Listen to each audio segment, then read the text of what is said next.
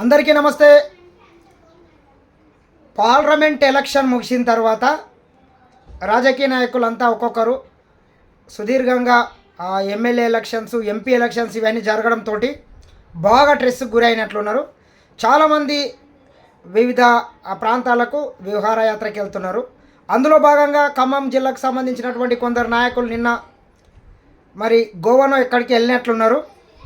మరి దాన్ని పట్టుకొని కొంతమంది చెత్తనా కొడుకులు ఈ కేసీఆర్ ఆడించేటటువంటి కొన్ని యూట్యూబ్ ఛానల్స్ ఉన్నాయి కదా, ముఖ్యంగా మిర్రర్ టీవీ నా యూజ్లెస్ ఫెలోగాడు పొంగులేటి శ్రీనివాసరెడ్డి గారంట కాంగ్రెస్ పార్టీ ఎమ్మెల్యేలు మొత్తం తీసుకొని పోయి ఏదో గోవాలో క్యాంపు పెడుతున్నట.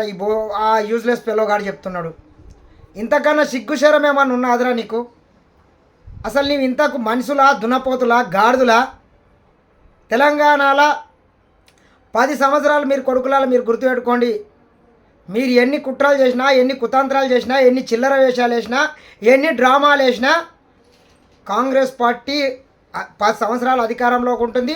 10 సంవత్సరాలు రేవంత్ రెడ్డి అన్న గారే ముఖ్యమంత్రి ఉన్నాడు. మీరు రాసి పెట్టుకోండి. వాడేడో కేటీఆర్ గాడో హరీష్ రావు గాడో వాడిచ్చే ముష్టి మెతుకులకు ఆశపడి ఇక్కడ ప్రజాస్వామ్యయుతంగా ఏర్పడ్డటువంటి ఒక ప్రభుత్వాన్ని బద్నాం చేసి అమ్ముడపోయినరు, క్యాంపులకు వస్తున్నారు. మరొక షీండేలాక ఏక్నాథ్ షీండేలాక పొంగులేటి శ్రీనివాసరెడ్డి గారు రెడీ అవుతున్నారు అని ఇటువంటి అన్ని చిల్లర మల్లర ప్రచారాలు చేస్తున్నారు. మీ బతుకులకు ఏదన్నా అసలు ఎవడన్నా దయచేసి ఇటువంటి లంగా ఛానళ్ళని, దొంగ ఛానళ్ళని మీరు అంతా కాంగ్రెస్ పార్టీ అభిమానులంతా చూడకండి.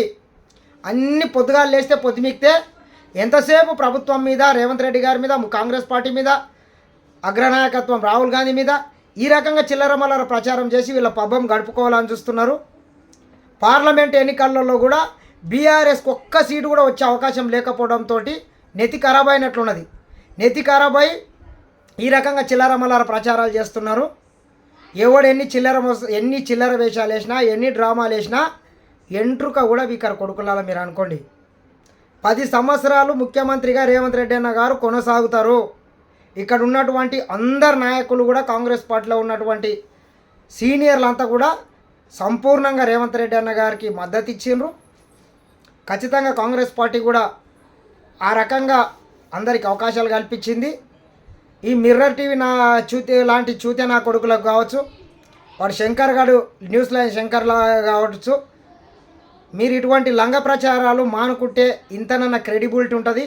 మీ ఛానళ్ళని ఎవడన్నా చూస్తాడు కానీ, లేకపోతే ఇటువంటి చిల్లర వేషాలు వేస్తే మాత్రం, ఫేక్ న్యూస్ ఇస్తే మాత్రము చెప్పు తీసుకొని కొడతారు కొడుకులలో మీరు అనుకున్నారు. తస్మాత్ జాగ్రత్త.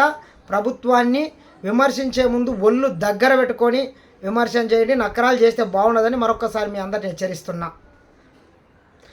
దయచేసి తెలంగాణ ప్రజానికం కూడా ఇటువంటి చిల్లరన్న మల్లర నా కొడుకుల తప్పుడు ప్రచారాలు నమ్మకండి. తప్పుడు ప్రచారాలు చేసినటువంటి తప్పుడు నా కొడుకుల్ని తరిమి కొట్టండి మరొకసారి హెచ్చరిస్తున్నా.